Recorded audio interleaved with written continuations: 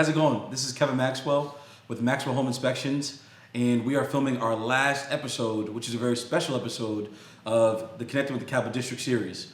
I'm here with Mell Meus. Thank you so much for coming on. Thanks for having me. No problem. And we are at the Falls of Hudson, New York. So with that being said, we're going to jump right into this episode. This is very special, like I said. Mel, you ready? I'm ready. All right, cool. So to jump right into the episode, what profession are you in? I am in real estate. I am a loan officer. Okay. So I basically handle financing for home purchases. Awesome. Yeah. So what inspired you to get into that? I always wanted to be an entrepreneur and work for myself. You know, my parents are nurses and they worked all the time, you know, as you could probably relate to. And when I got into college, I was like, I don't want to do that. You know, I want to run my own business and work on my own time. And real estate kind of was the gear for me to do that. And it allowed me to do that. So that's kind of where I decided to, you know, let's jump into real estate, feel it out, see how it works out, and it's been a good run. It's awesome, man. Yeah. So to dig like a little deeper, so what type of clients, you know, do you work with, and what type of, you know, different, you know, I don't want to say loan products, but, you know, what's like a typical day for you, and what's a typical client for you? For sure. So I love working with first-time home buyers.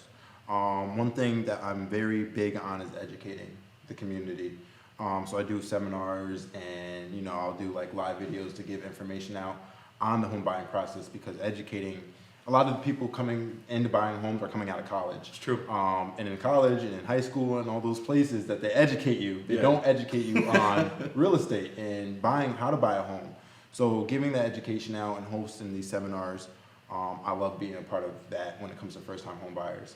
When it comes to products, you know, there are a lot of products out there where you can get into a home without having a lot of money saved, or you don't have to have that perfect credit score to get into a home. So, you know, with that education behind it and having someone like myself being there by your side to get you into a home, get you to that finish line, you know, is very important.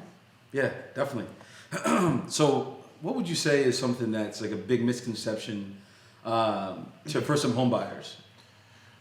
One of the biggest things I hear is, well, actually there's two things, you know, that you have to have a perfect credit score, you know, and that's not necessarily the case. You know, you can get into a home with an average credit score nowadays, even lower average, you know.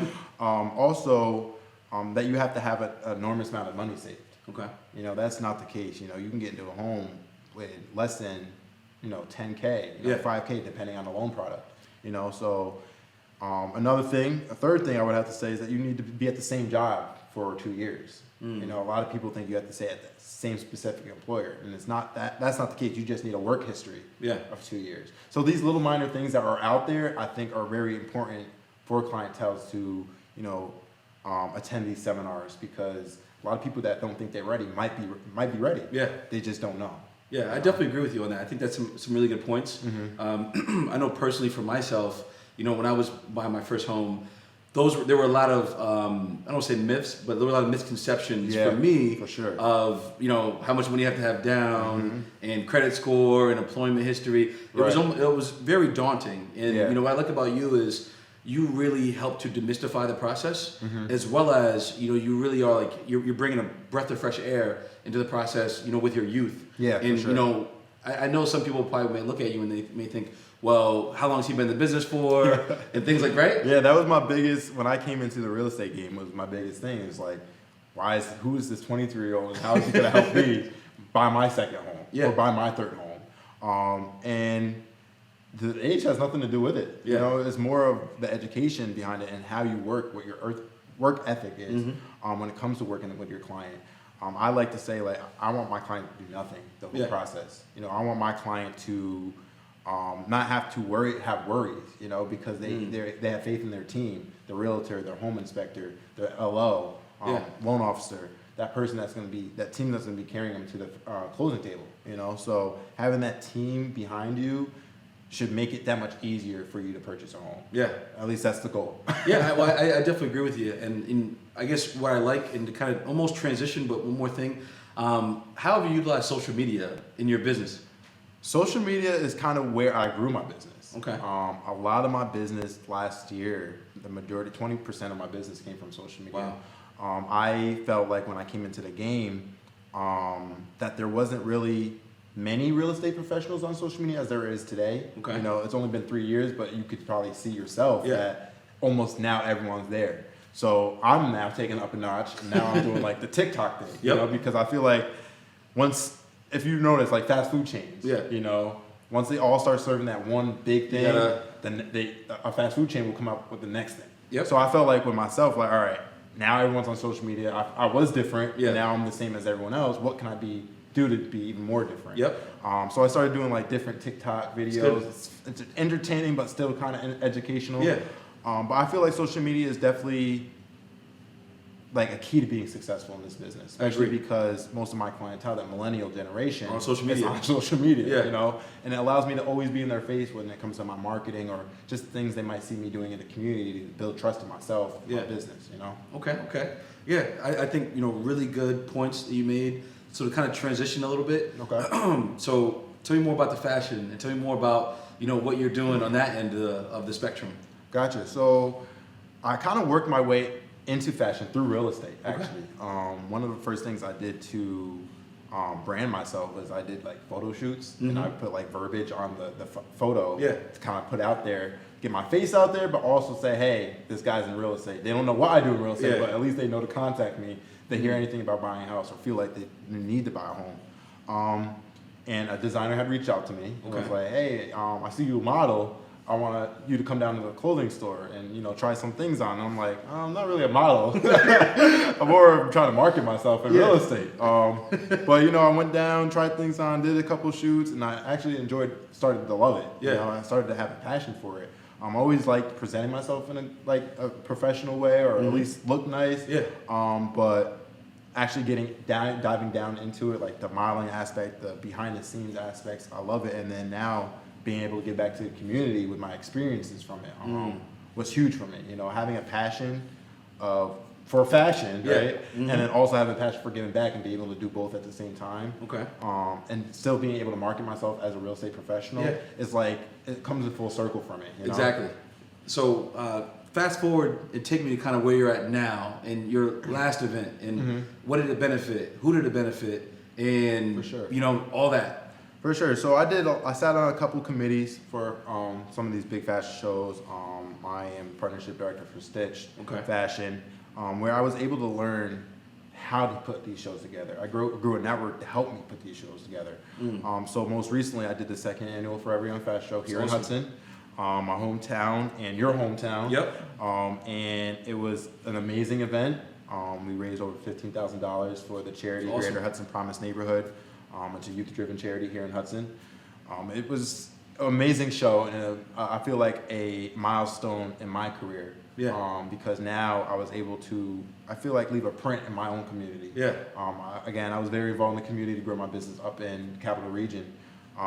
But to give something more closer to home, give back something closer to home, felt so much more, you know, beneficial, you know, to me and my business and my community, you know. So.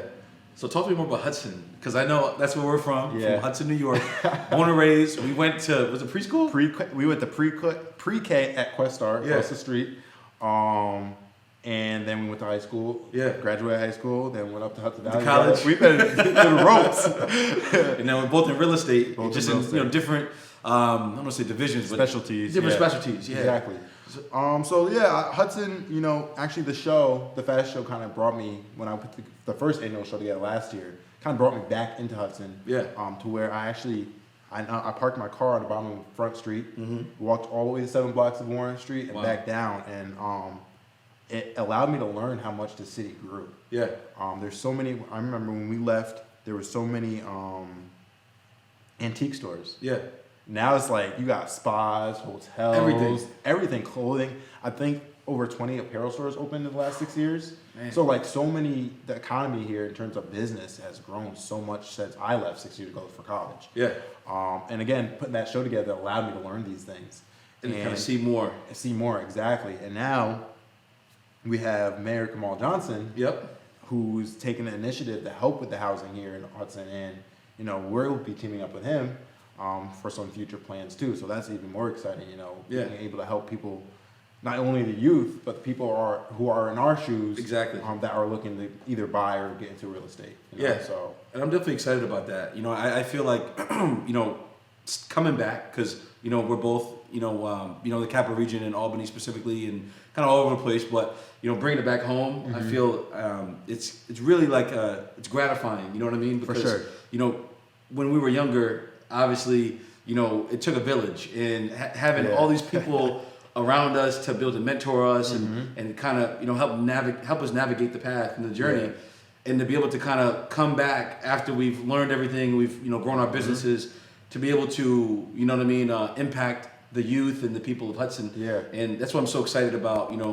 Meeting with Mayor Kamal, as well as just meeting with other city officials and people in the city in general. Right. And I feel like that's going to be big. I love the fact that even at the shows last weekend, I was telling Mayor Kamal, because he's always been a mentor to us, as youngers. He did all the summer camps, all the after school programs, and then having him sit in front row as mayor at my show was just the best feeling ever, and I said that to him, but it was for real, the best feeling having him sit there and watch, one of his mentorees put something together for this charity, in the city that he is now mayor of. Exactly. I felt like that was a really great feeling, and then having you there as a sponsor, it was just I don't know, it's just full circle. Everything's coming full circle now that we went through our experiences, got the education, built our networks, and now they say to never forget where you came from, and I feel like we're living by that. We're coming back home now and trying to give education, do seminars, give back to the community any way we can, whether it's opportunity or education. You know, so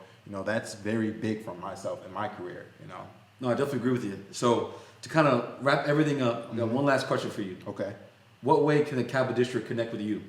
So they can connect to me anyway. I'm on Facebook, Mell Meus. I'm on Instagram, Team Mell, Team__Mell. Mell has 2 L's, guys. People forget that. I'm on LinkedIn, Snapchat, TikTok, you name it, I'm there. Okay. Again, I try to get myself out there as much as possible. So definitely being on every platform, I'm there. That's it. Well, thank you so much for coming on our last episode. Of course. And thank you guys for watching. And we're looking forward to continue to provide great content to you in 2020. All right, guys.